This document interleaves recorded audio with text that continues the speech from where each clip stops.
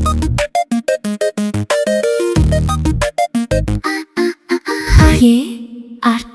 తెలుగు.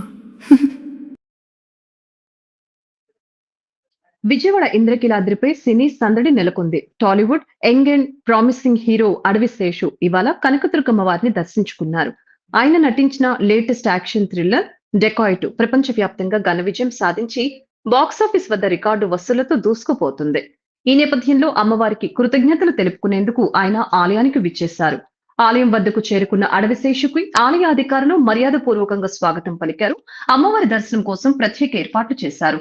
అడవి శేషు తన చిత్ర యూనిట్ సభ్యులతో కలిసి దుర్గమ్మను దర్శనానంతరం ఆలయ మండపంలో వేద పండితులు అడవి శేషుకు వేదాశీర్వచనం అందజేశారు. పండితుల మంత్రోత్సరణ మధ్య ఆయనకు శేష వస్త్రంతో పాటు అమ్మవారి తీర్థ ప్రసాదాలను అందజేశారు.